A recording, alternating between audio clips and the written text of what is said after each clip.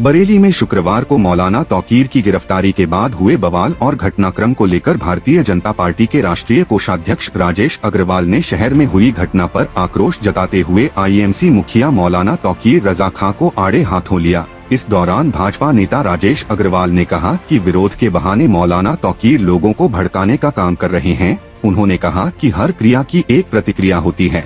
देश के प्रधानमंत्री और प्रदेश के मुख्यमंत्री को मौलाना के अपशब्द कहने पर राजेश अग्रवाल ने प्रशासन के रवैये पर भी नाराजगी जताई। भाजपा नेता ने कहा कि आखिर जिला प्रशासन क्या कर रहा है। राजेश अग्रवाल ने कहा कि इस तरह का बयान देने वालों पर प्रशासन को कड़ी कार्रवाई करनी चाहिए। भाजपा के वरिष्ठ नेता राजेश अग्रवाल ने मौलाना तौकीर के प्रदर्शन, गिरफ्तारी और बरेली शहर में घटे घटनाक्रम को लेकर आगे क्या कुछ कहा, आप भी सुन लीजिए। नमस्कार। मुझे लगता है कि यदि कहीं पर कुछ नहीं हो रहा है तो आज मौलाना तौकीर को भेज दिया जाए तो हर जगह का माहौल जो है बड़े शांतिपूर्ण लफ्जों में,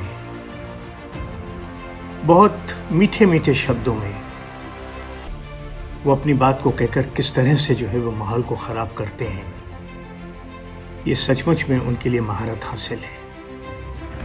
आजकल वो जिस तरह से भड़काऊ बयान दे देकर, और भड़काऊ बयान भी कैसे हैं जिसके द्वारा जो है वो कौम में को नफरत फैलाना, कौम को भड़काना, युवाओं को जो है वो आक्रोशित करना, इसमें उनकी सचमुच में पूरी महारत है।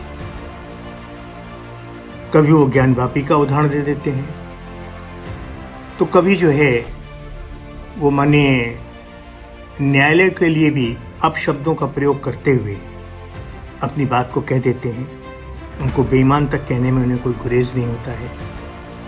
उन्होंने बदअमनी और नफरत जैसे शब्दों का प्रयोग करते हुए माननीय प्रधानमंत्री श्री नरेंद्र जी को सीधे अपमानित करने के शब्दों से नवाजा है।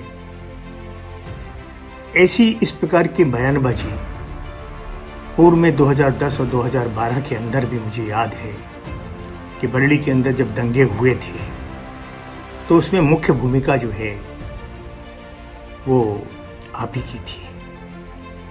मैं इस परिप्रेक्ष्य में मौलाना तौकीर और उनकी मानसिकता रखने वाले लोगों को एक बात बहुत स्पष्ट रूप से कहना चाहता हूँ। आज जेल भरो आंदोलन करो, किसी को कोई आपत्ति नहीं। आप सरकार के खिलाफ विपक्ष का रोल निभाएं, खूब निभाएं, हमें कोई आपत्ति नहीं।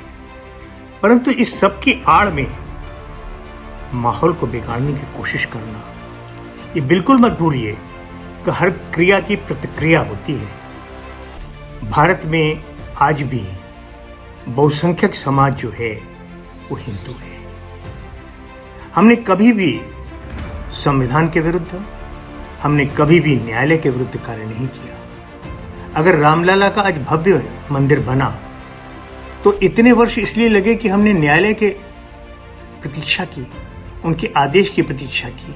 हम ज्ञानवापी में भी कुछ कर सकते थे लेकिन हम नहीं कर रहे। प्रत्यक्ष उदाहरण है, वहां पर प्रत्यक्ष जो है वो भगवान के अवशेष तोड़ के डाले गए, देख रहे हैं। लेकिन नहीं, ये बहुसंख्यक समाज जो है वो बहुत स्पष्ट मानसिकता रखता है, वो भाईचारे की मानसिकता रखता है, उसकी गंगा जमुना संस्कृति को जो है वो पालन करता है।